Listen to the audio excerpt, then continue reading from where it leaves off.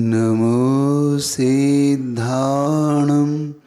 नमो आयर्याणं नमो वज्रायाणं नमो लोये सव्वसाहुणम् मोक्षमार्गस्य नेतारं वेत्तारं कर्मभूभृतां ज्ञातारं विश्वतत्त्वानां वन्दे तद्गुणलब्धये। बोले पंच परमेष्टि भगवान की, आचार्य गुरुवर विद्यासागर जी महाराज की, आचार्य प्रभु समय सागर जी महाराज की।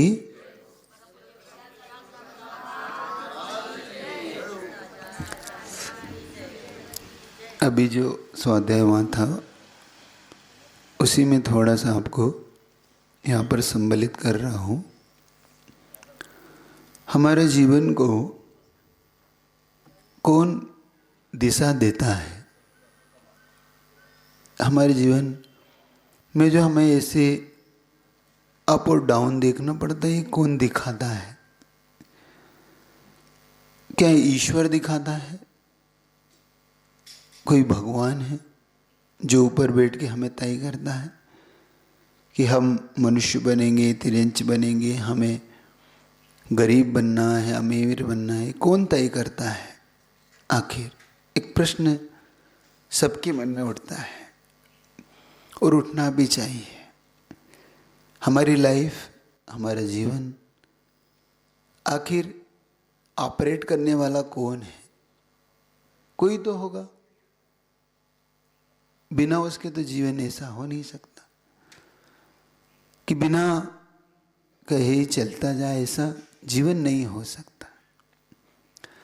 इस भारत में बहुत सारी मान्यताएं, इस पूरे विश्व में बहुत सारी मान्यताएं हैं दर्शन को लेके। कोई कहता है ईश्वर चलाता है, कोई कहता है ईश्वर का कोई रोल नहीं, अपने आप चलता है। कोई मानता है कि नहीं, हम खुद करते हैं, पुरुषार्थ करते इसलिए होता है। किसी का कर्म सिद्धांत पे विश्वास है, किसी का ईश्वर पे विश्वास है। आपका किस पे विश्वास है? मैं पूछना चाहता हूं, आपका किस पे विश्वास है? पीछे वालों का कर्म मानते हैं सभी लोग। ऐसा तो कोई है जिसमें ईश्वर करता हो? जिन कर्म मानते हैं वो अब शांत रहेंगे, जो ईश्वर मानते हैं वो बोलेंगे कि ईश्वर करता है, भगवान। आपकी मान्यता किसकी मान्यता है? हाथ खड़े करो कि ईश्वर सब करता है, सब भगवान के द्वारा होता है। किसी की मान्यता नहीं। अब वाई क्यों नहीं होता ये बताइए। फिर ईश्वर का रोल क्या है हमारे जीवन में? कौन बताएगा आपके से?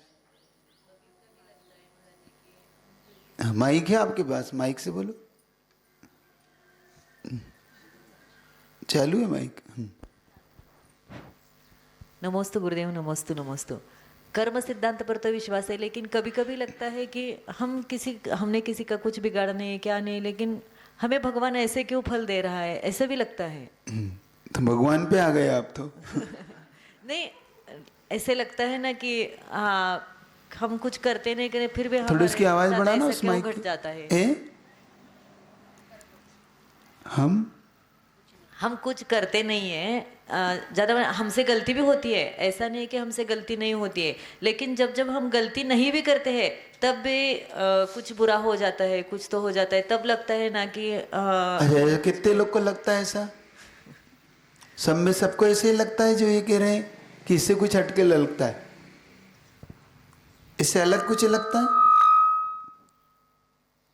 किसको इससे अलग लगता है कि ऐसा नहीं होता? आप में से पुरुष और में से किसी को लगता है कि सही है, जो ऐसे ही जो कह रहे हैं ऐसे ही लगता है कि भगवान ऐसा क्यों देता है? क्यों? किसी को नहीं लगता कुछ? अच्छा, कुछ लगता भी है कि नहीं है? किस पर निर्भर है? कर्म पर ही निर्भर रहता है ना। सारी चीज कर्म पर निर्भर है। तो कभी फिर ईश्वर का रोल क्या है हमारे जीवन में? ईश्वर जब हमें कुछ करता नहीं, कुछ देता नहीं, कुछ लेता, तो फिर हम ईश्वर को क्यों माने? क्यों माने? वो मार्गदर्शन वाले हैं ना महाराज जी। तो मार्गदर्शन भी तो नहीं देता वो, समस्या तो यही है। वो तो मौन बैठा है, हैं? हम खुद करता है ना, पूर्व जन्म का भी हमारा कर्म रहता है। तो फिर ईश्वर को क्यों मानना है हमें? ईश्वर को हम खुद ही करता है, तो फिर ईश्वर को नहीं मानना है। और नहीं है तो फिर ईश्वर का रोल बताना है हमें कि ईश्वर का क्या हमारे जीवन में, जब ईश्वर ऑपरेट तो नहीं करता। हम कर्म करते हैं, कर्म का फल मिलता है, लेकिन फिर भी हम सामान्य लोग हैं, वह कहाँ शरण जाएंगे? तो ईश्वर के पास ही शरण अरे तो अपनी खुद की शरण पाल लो ना। जब हम खुद अपने शरणगत, हम शरणागत दाता खुद ही हैं अपने आप के, तो फिर हमें बाहर की जरूरत क्या है? लेकिन भगवान को हम आइडियल मानते हैं ना, उनके पास ही जाएंगे ना। तो आइडियल तो मानते हैं, लेकिन उनके आइडियल को स्वीकारते कब है हम? स्वीकारना चाहिए, यही तो हमारे चाहिए, हाँ। चाहिए तो हाँ, लेकिन जब आती है बात तो हम भगवान को भी। अच्छा एक बात बताएं, जो उन्होंने एक बात कही, ये क्यों होता है ऐसा? अच्छा क्यों होता है ऐसा, कौन बताएगा? भावना में बह जाते हैं। नहीं, जैसे उन्होंने कहा कि कर्म सिद्धांत को तो हम मानते हैं, हाँ मानते हैं, लेकिन जब हम पे कोई तकलीफ आती है तो हम ईश्वर को दोष देने लगते हैं कि भगवान ने ऐसा क्यों किया। ये गलत है, हैं? ये गलत है दोष लगाना, लेकिन बह जाते हैं ना हम भावना में। अरे उस वक्त हम तो क्यों ऐसा क्यों होता है? अच्छा कौन बताएगा आप में से ऐसा क्यों होता है?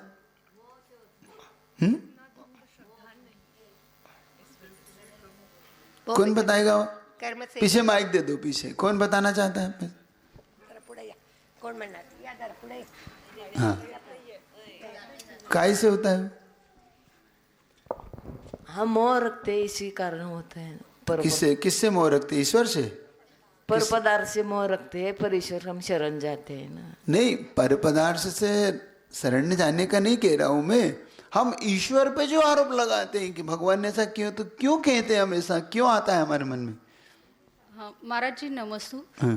हम संसार के दुखों से डर जाते हैं और हमारे पास पेशेंस नहीं होते, तो हमें ऐसे लगता है कि ईश्वर से भक्ति करें या कुछ ऐसे उपाय मिले, इसलिए हम उधर जाते हैं। तो स्वाध्याय से हमें पता चलता है नहीं, कि वो तो ये तो आपने अलग दिशा दे दी। मेरा प्रश्न ये था, प्रश्न पहले समझो आप। ये मेरा प्रश्न उनका ये था, उनका कहना यह था कि हम ईश्वर पे आरोप लगाने लगते हैं कि भगवान ने ऐसा क्यों किया हमारे साथ, हमारे साथ ऐसा बुरा क्यों हुआ।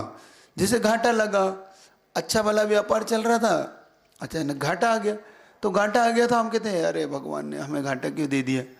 अच्छा भला चल रहा था, शरीर में रोग हो गया, परिवार में कोई ऐसी स्थिति परिस्थिति बन गई, तो हम ईश्वर पे क्यों आ जाते हैं? ये मेरा प्रश्न था, वो क्यों आ जाते हैं, ऐसा क्यों करते हैं हम, ये बताना है। बताएंगे आप ऐसा कुछ क्यों करते हैं ऐसा? हम पर संस्कार ही पड़े हैं ना अनादिकाल से। देखो ये सब पढ़ी पढ़ाई बातें हम पढ़ी पढ़ाई जो लिंक है ना हमारी पढ़ी पढ़ाई बातों को, उसको लेके हम बहुत सारी चीज़ें ऐसी हमारे दिमाग में आती है। एक्चुअली में सही बताएं, हम लोग का नेचर जो है ना, वो कभी अच्छी बातों के लिए धन्यवाद देने का नहीं है, सिर्फ बुरी बातों के लिए आरोप लगाने का है। ये हमारा नेचर है। अच्छा सही बताओ, हमें से कितने लोग हैं जो उपकार मानते हैं?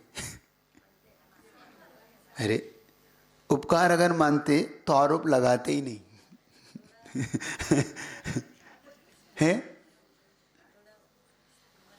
थोड़ा नहीं बन जाते। एक्चुअली में हमारा नेचर है कि हमें हमेशा अच्छा मिले, हमें बिल्कुल तकलीफ नहीं मिलना चाहिए। संसार में किसी को तकलीफ मिले या नहीं मिले हमें कोई मतलब नहीं, हमें तकलीफ नहीं मिलना चाहिए। हमें दूसरों के प्रति सिंफेती की अभाव है। ये हमें सिंफेती नहीं है दूसरों से। पड़ोसी के यहाँ कष्ट हो रहा हो तो हमें कोई लेना देना नहीं, हमारे घर में कष्ट नहीं होना चाहिए, बस ये नेचर है एक्चुअली में। हम इसलिए प्रभु पर आरोप लगा लेते, जैसे हमने भगवान में बहुत बड़ा एहसान किया हो उनकी भक्ति करके, हमने कोई उनसे उधार लिया उन्हें हमसे, हम इस तरीके से नेचर, और हम इसीलिए भगवान की भक्ति हमें फलती भी नहीं है।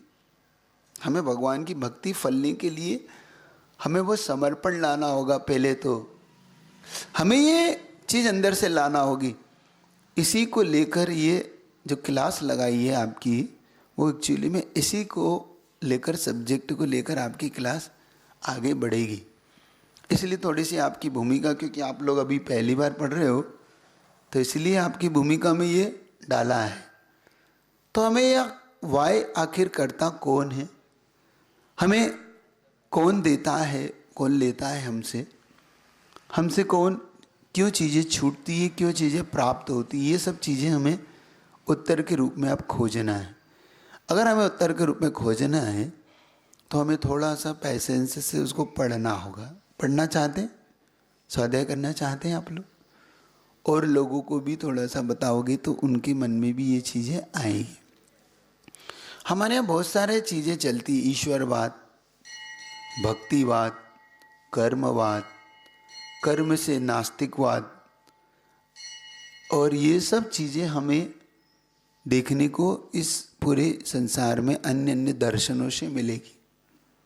कुछ लोग ऐसे हैं जो ये मानते हैं कि पूरा ऑपरेट होते हैं ऊपर से हम लोग, हमें कोई ईश्वर है जो हम सबको ऑपरेट करता है।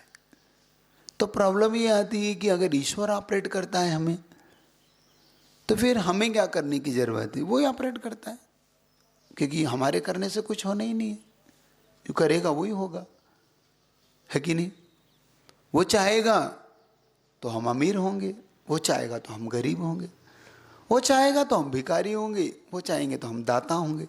तो ये वाई फिर हमारे करने का कोई मतलब मीनिंग नहीं ठहरता, और फिर उसके लिए बहुत सारे उत्तर खोजने की ज़रूरत पड़ती है।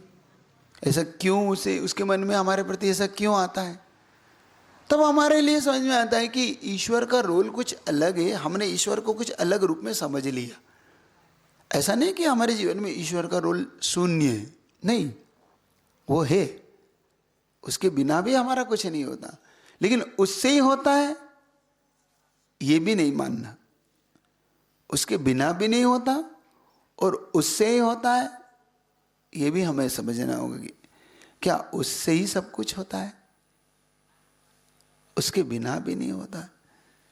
ये जैन दर्शन की फिलोसफी ये समझना है। इस सिद्धांत को अगर हमें समझ लिया तो हम जैन सिद्धांत की बहुत सारी भूमिका में हम प्रवेश कर जाएंगे। हमें जैन सिद्धांत की भूमिका क्या है ये समझना है। हम जिसको मानते हैं, जिस सिद्धांत में हम अटल हैं, वो है क्या आखिर। आपको बहुत गजब का सिद्धांत मिलेगा, आपको पल में लगेगा कि हमारा है, पल में लगेगा कि उनका है। ये बड़ा गजब का इसका रूल है, क्योंकि इसके पीछे का एक लॉजिक है अनेकांतवाद। जो अनेकांत है, इसमें अनेकांत धर्मात्मक जो वस्तु तत्व को लेके जो इसका सिद्धांत है, वो सिद्धांत आपको सबको पकड़ना है। तो थोड़ी मानसिकता बनाना स्वाध्याय करने की। ये स्वाध्याय आपको बहुत कुछ देगा, आपके जीवन से बहुत कुछ ऐसी चीज़ों को बाहर करेगा जो व्यर्थ है, कोई जिसका कोई मीनिंग ही नहीं है हमारे जीवन।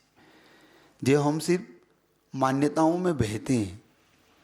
हम भक्ति मार्गी भी है, ऐसा नहीं कि हम भक्ति मार्गी नहीं है, लेकिन जब अनेकांत की दृष्टिकोण से देखेंगे तो हमारा भक्ति मार्ग, अध्यात्म मार्ग, ईश्वरवाद, कर्मवाद, ये सब चीज़ें आपका अपने आप एक्सेप्ट होने लगेगी। हम एकांत से किसी चीज़ को लेके नहीं चलते, बल्कि हम अनेकांत के वादक होने से हमें ये सारी चीज़ मंजूर हो जाती है। ऐसा नहीं कि ईश्वर हमें मंजूर नहीं है। बहुत से लोग ये मानते हैं कि जैनियों को ईश्वर मंजूर नहीं है नहीं, ऐसा नहीं। हम ईश्वर को कर्ता रूप में नहीं मानते, ये हमारा सिद्धांत है। ईश्वर को हम ईश्वर के रूप में मानते हैं, ईश्वर को हम कर्ता रूप में नहीं मानते। समझ रहे? ईश्वर को किस रूप में नहीं मानते? कर्ता। कर्ता मतलब ऊपर से वो ऑपरेट करता है, हम सब उसके खिलौने वो खेलता है और तोड़ के फेंक देता है। होता है ना, बच्चे होते हैं उस खिलौने से खेलते रहते हैं, खेलते खेलते नहीं पसंद आया तोड़ दिया, नहीं पसंद आया छोड़ दिया, पसंद आया तो पास में रख लिया। क्या ईश्वर ऐसा करता है ना? तो ये हमें समझना है कि आखिर हमारा से। तो कल परसों में 2 दिन में हमारी जो चर्चा थी वो ये थी कि एक्चुअली में हमारे जीवन को जो कुछ प्रभावित करता है वो, हम अगर जैन सिद्धांत को देखें तो वो सिद्धांत है कर्म। कर्म सिद्धांत एक ऐसा सिद्धांत है जो आपको सारी चीज़ों से अटैच करके आपको खुद जोड़ देगा।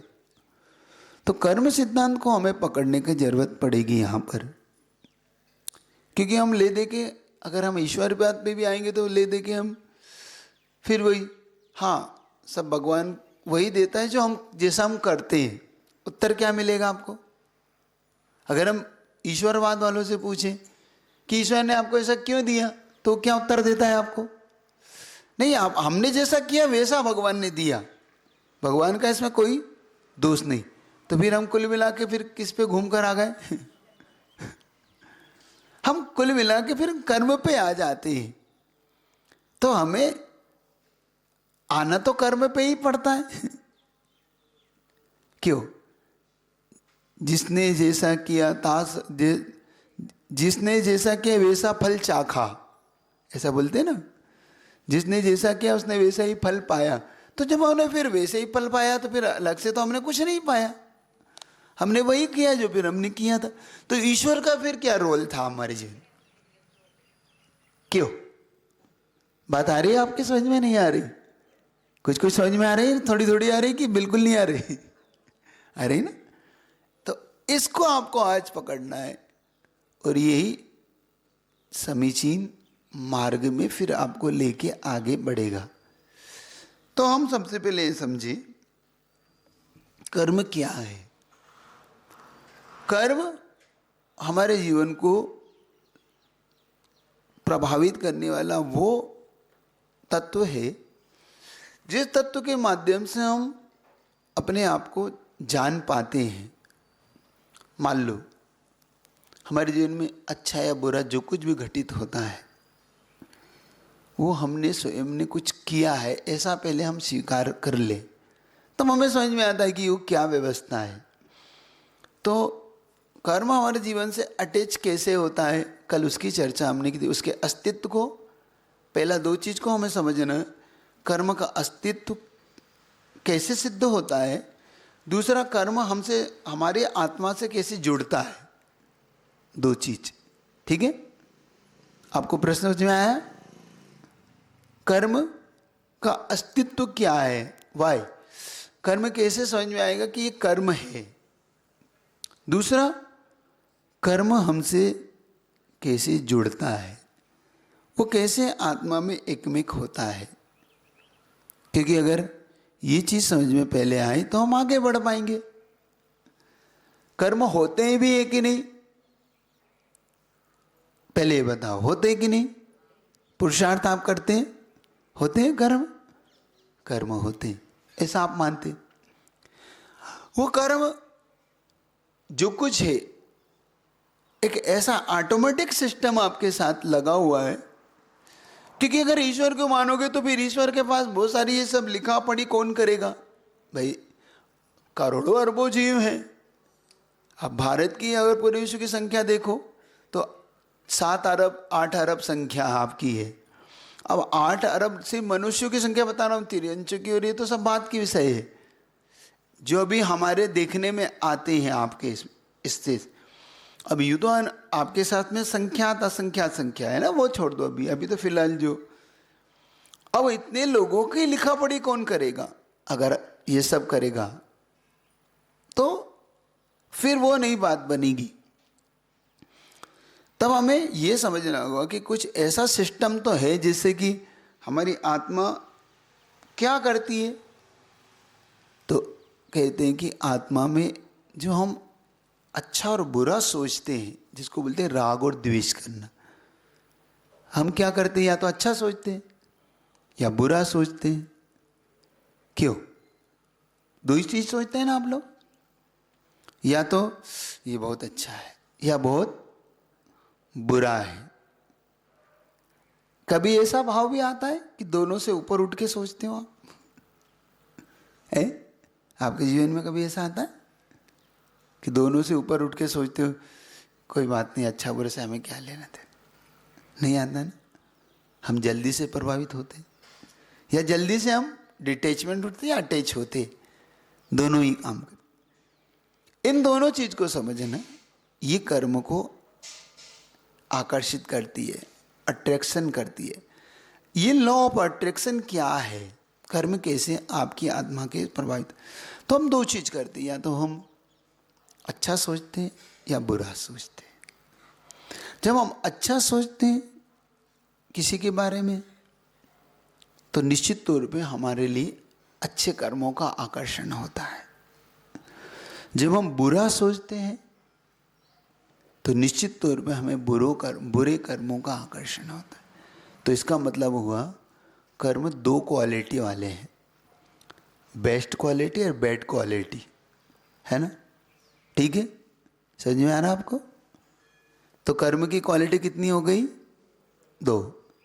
अगर इसको हम अपनी सिद्धांत की भाषा में बोलें तो पाप कर्म और पुण्य कर्म, ऐसा समझ लो। और जनरल भाषा में बोले तो खराब कर्म और अच्छे कर्म, ये दो चीजें। अब टोटल कर्म को आकर्षित करने के लिए उन्होंने एक उदाहरण दिया। जैसे आप गर्म किसी चीज तवे को या गर्म गोला करते हैं, एक लोहे का कोई गोला है, उसे आप गर्म करते हैं और पानी में छोड़ते हैं तो वो पानी को चारों ओर से एग्जॉर्ब कर लेता है। वैसे ही जैसे ही हम आत्मा में राग द्वेष भाव करते हैं, जिसको हम अच्छा बुरा बोलते हैं, वैसे ही वो कर्म को आत्मा से अटैच कर देता है। देखो, तो इसका मतलब है अटैच करने वाली जो वस्तु है वो है राग और द्वेष। क्या है वो? कौन सी वस्तु है जो हमारे कर्म को हमसे अटैच कर रही है? तो हमें किससे बचने की जरूरत है? अगर हमें डिटेच करना है, अगर हमें कर्म चाहते हैं कि कर्म हमसे नहीं जुड़े, तो हमें क्या करना होगा? राग द्वेष छोड़ना होगा, सीधा सीधा सिद्धांत। अगर हमें डिटेच करना है, हमें उससे छोड़ना है, तो राग द्वेष छोड़ना।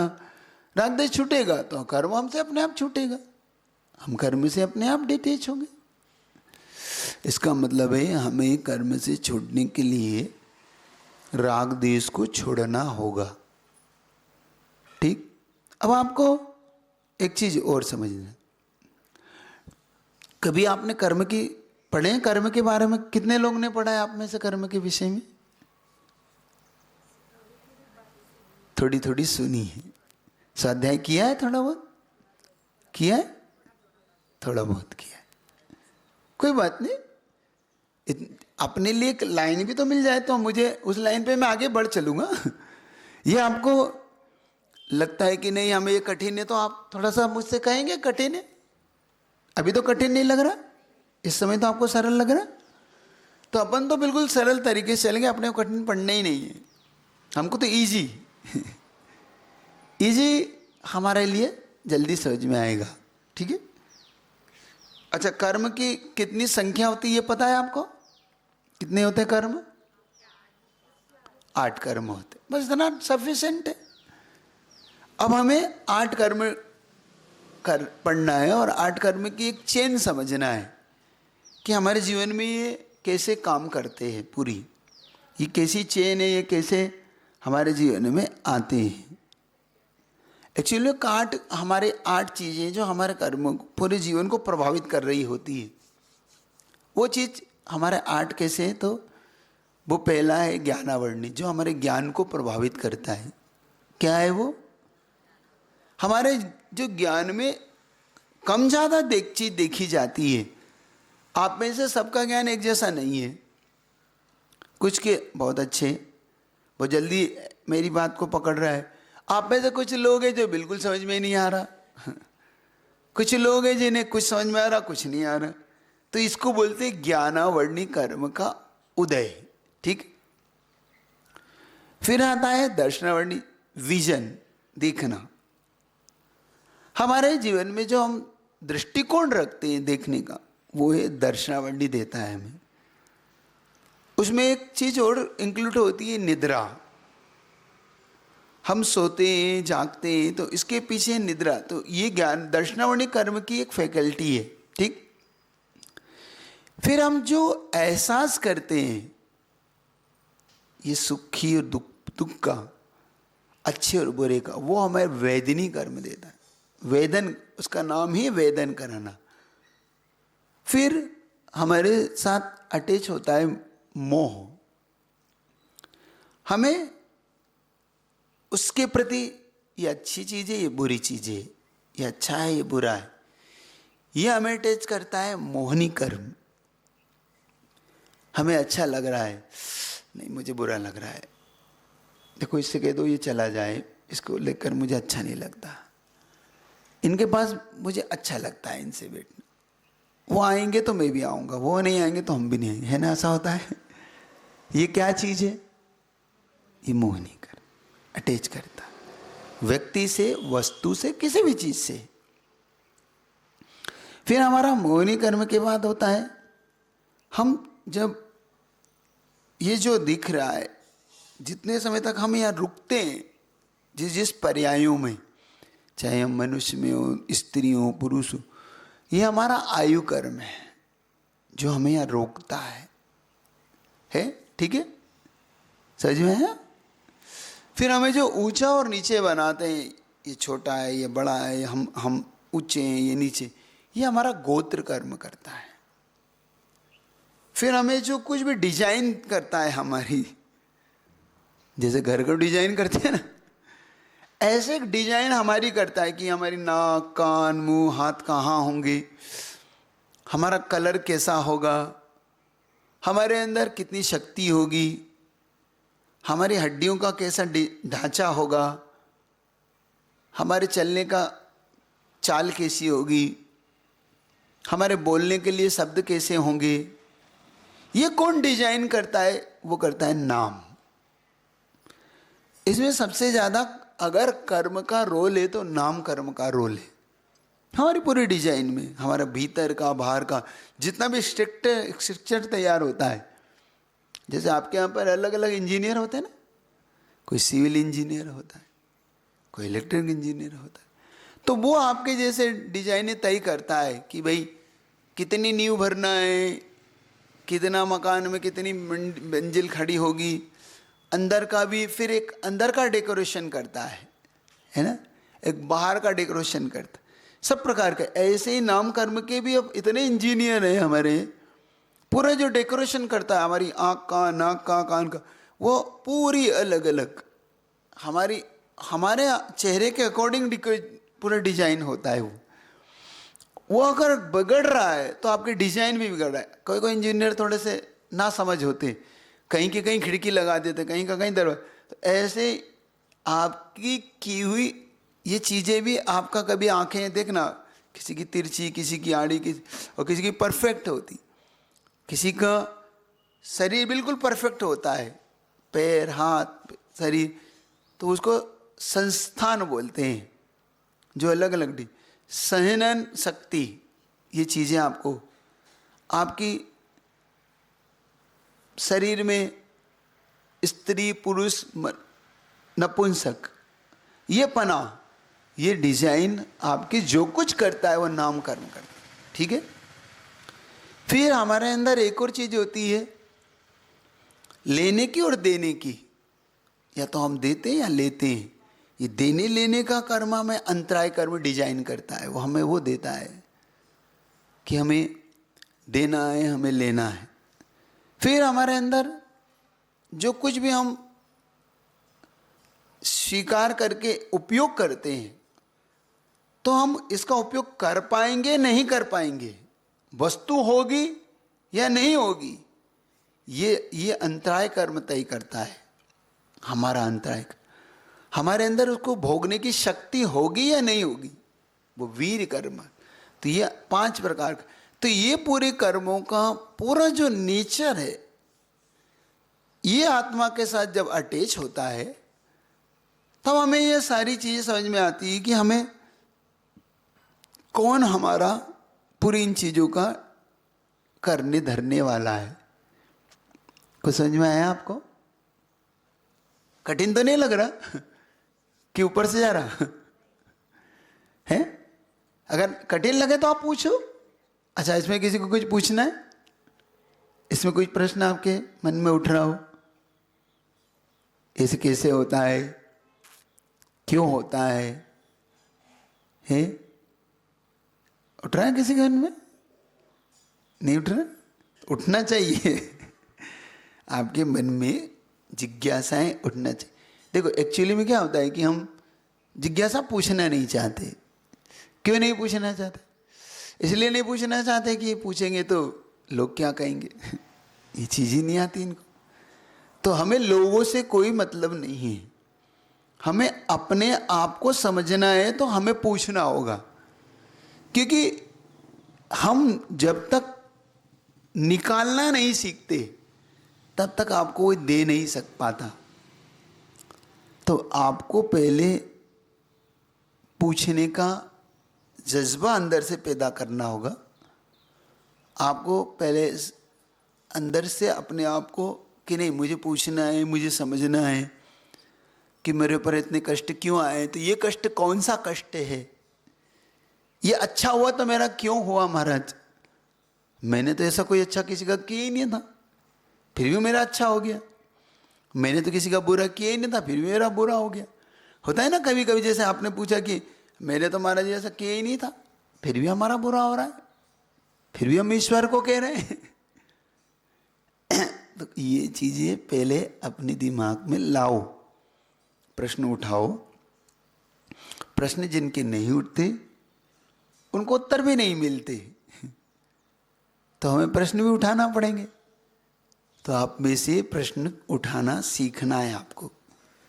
कुछ चीज़ें आप सीखेंगे, कुछ चीज़ें आपको यहाँ से मिलेगी। तो आज पहला दिन आपका है क्लास का, तो थोड़ा थोड़ा आप क्या पूछना?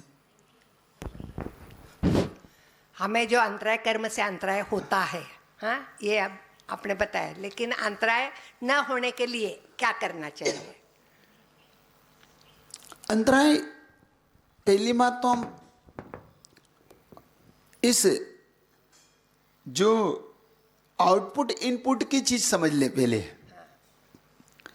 जैसा हम कंप्यूटर में इनपुट करते वैसा आउटपुट होता है, हम जैसा डालते वैसा निकलता है। पहले इस सिद्धांत को हम समझे। तो इतना तो तय है कि हमने किसी को अंतराय डाला है, वही निकल के बाहर आया हमारे सामने। तो अंतराय कर्म ना हो तो किसी का अंतराय मत करो। हमारा जी बांध लिया है अज्ञानता में, उस समय नहीं पता था कि नहीं बोलना चाहिए मंदिर मत जाओ। उस समय तो हमेशा लग रहा था कहाँ मंदिर जा रहे हो, तो उस समय मुख से निकल गया, अब बांध लिया। आहार दान देते देते मन में आ गया इसके आहार नहीं होना चाहिए, मेरे आहार होना चाहिए। अब मेरे यहाँ होना चाहिए तो ठीक था, इसके यहाँ नहीं होना चाहिए, ये मैंने बांध लिया ना। प्रॉब्लम ये नहीं थी कि मुझे न मिले, ये तो सब चाहते, लेकिन इसको ना मिले जो मुख से निकल गया, महाराज इसके यहाँ ना जाए, मेरे यहाँ आए। मेरे यहाँ तक तो ठीक थी बात, उसके यहाँ नहीं जाइए क्यों लाइन आपके मन में आई? क्योंकि उसके यहाँ जाएंगे तो फिर मेरे यहाँ नहीं आएंगे। तो ये अंतराय कर्म ये बांध लिया हमने।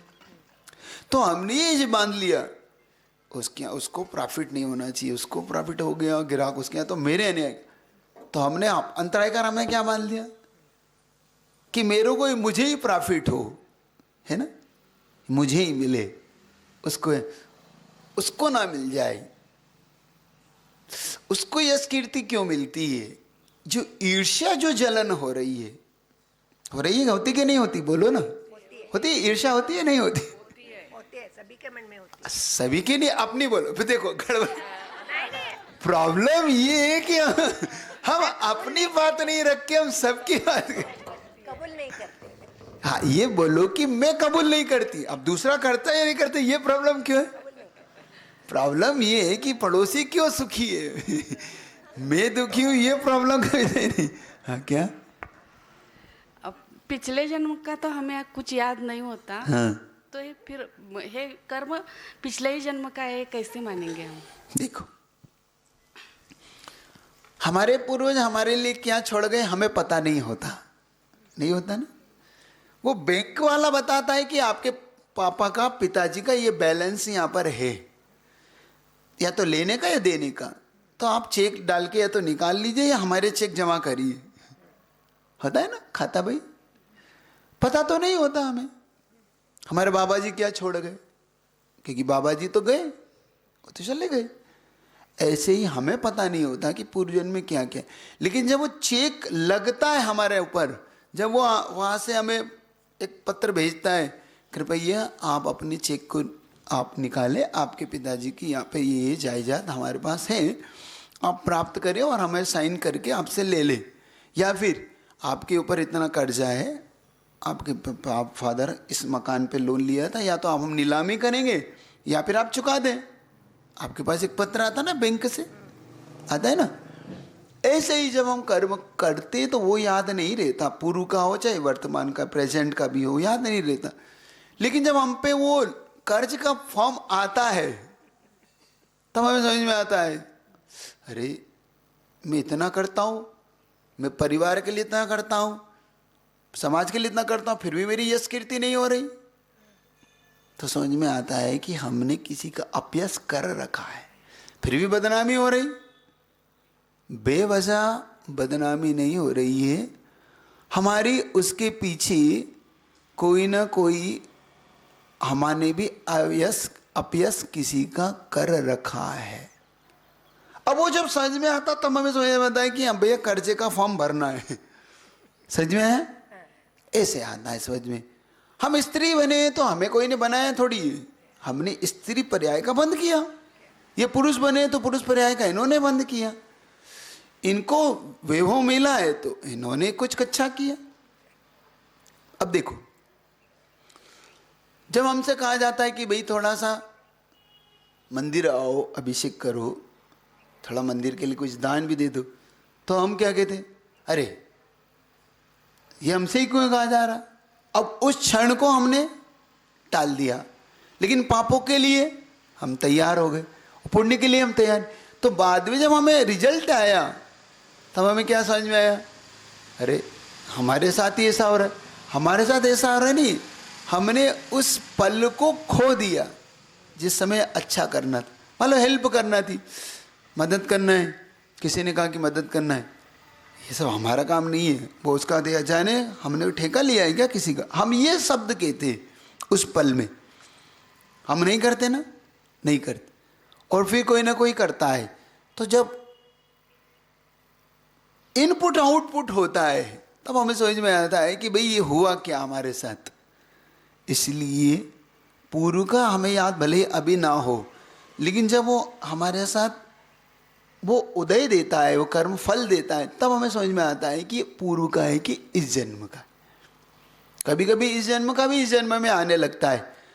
कभी कभी आप देखना क्या होता है, आप इधर इधर से किसी की मदद करके निकले और उधर आपकी कोई तकलीफ पड़ी, आपकी किसी ने मदद कर दी। मैं आपको फॉर एग्जाम्पल देता हूँ। एक अभी हम लोग दिल्ली में थे, दिल्ली से हम लोग चले तो हमने वहाँ पे बहुत से लोगों को प्रेरणा दी कि भाई ऐसा जीव दया का काम किया करो। देखना, उसने जब हम लोग इस तरफ आए तो उसने 2 साल 3 साल तक ये काम करता रहा। वो क्या करते थे, जो पशु पक्षी जो भाई कहीं पड़े हैं, कहीं ऊपर धागों में फंस जाते हैं ना, तो कौवे कबूतर हैं, तो उनको निकालना, उनको लाना, उनको उनकी दवा कराना और उनको उनको छोड़ने जाना, सुरक्षित छोड़ना। ये 1 साल 2 साल तक वो करते रहे। एक दिन ऐसी घटना घटी, देखना ये का फल कैसे मिलता है। एक दिन ऐसी घटना घटी कि उनके बेटा गाड़ी से जा रहा था, अचानक उस गाड़ी का एक्सीडेंट हुआ। उस बेटे को सिर में चोट आई। एक व्यक्ति जिसने देखा कि एक्सीडेंट हुआ है, वो नहीं जानता ये कौन है, कुछ नहीं। उस व्यक्ति ने उस बेटे को उठाया, हॉस्पिटल ले गया, उस बेटे को इलाज कराया। अगर वो थोड़े से भी लेट होता तो बेटा डेथ हो जाती। क्यों? क्योंकि उसको इलाज नहीं मिलता। अब आपने जो किसी की रक्षा की, उसने बाकायदा फोन लगाया कि ये कौन है, क्या है, उसके आईटी कार्ड से पता पड़ा कि ये, उसने फ़ोन किया कि आपका बेटे का एक्सीडेंट हुआ है, मैं यहाँ पर हूँ, आप अस्पताल आ जाए। मैंने, और बिना कुछ कहे वो बिना धन्यवाद लिए वहाँ से चला गया। एक देवदूत बन के, जिसको बोलते हैं ना कि अचानक कैसे घटित हुआ। नहीं तो अधिकतम लोग एक्सीडेंट के केस को हाथ नहीं लगाते, वो इग्नोर करके चले जाते हैं, मरे या जिए हमें क्या लेना देना, हम पे आ जाएगी, है ना। लेकिन ऐसा कैसे हो गया कि जो जानता नहीं, पहचानता नहीं, बाद में पता किया तो कि मैं नहीं जानता। मैंने उससे पूछा कि आपने ऐसा क्यों किया, कि नहीं मैं न जाने, मेरे मन में इसको देख के ऐसी दया उत्पन्न हुई और मैं इसको तुरंत अस्पताल लाया, अस्पताल में भर्ती कराया, डॉक्टर से कहा इसका कुछ भी हो मैं करूँगा, आप करिए टेलर इलाज। तो ये चीज़ कहाँ से पैदा हुई? क्योंकि आपने किसी के लिए अच्छा किया था। जब उसने मुझे बताया कि महाराज आज तक मैं इस प्रश्न का नहीं उत्तर खोज पाया कि उस व्यक्ति ने हमारी मदद क्यों की, और उसने भी कोई हमारे से कोई स्वीकृति और चला गया बाद में बिना कुछ कहे भी कि कोई बात नहीं, आपका काम हो गया, मैं जाता हूँ।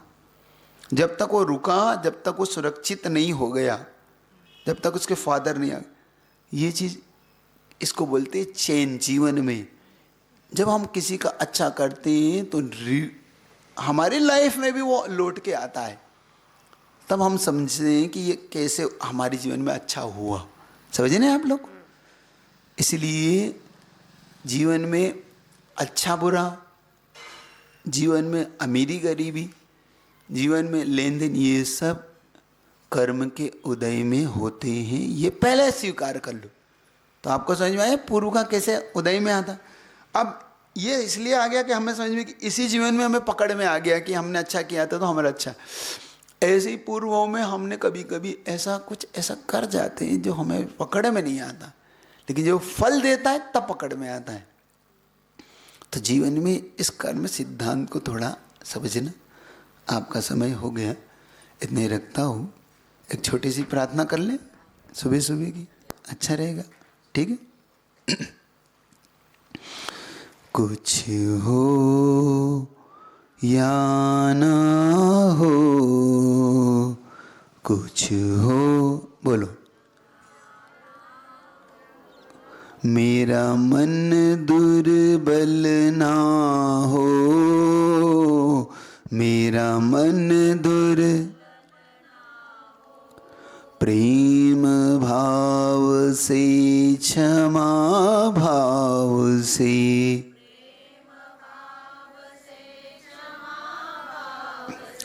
समता में मेरा स्वभाव हो, समता में, समता में मेरा स्वभाव हो।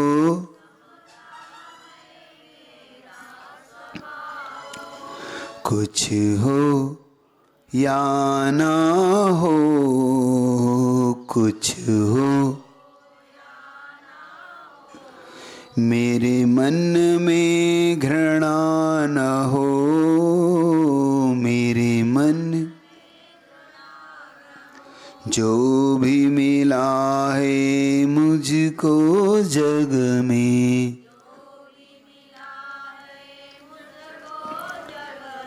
निर्मल निर्मल लगा है मन में, निर्मल काम रहित जो, क्रोध रहित जो काम, ऐसे गुरु की भक्ति नित हो, ऐसे गुरु की कुछ हो या ना हो, कुछ हो मन गुरु निंदक ना हो, मन गुरु मोक्ष मिलेगा मिलता रहेगा,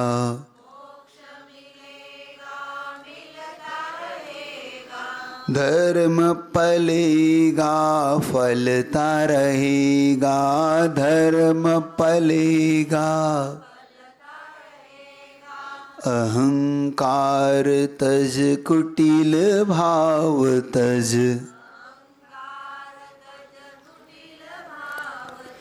मन तुम सरल रहो, मन तुम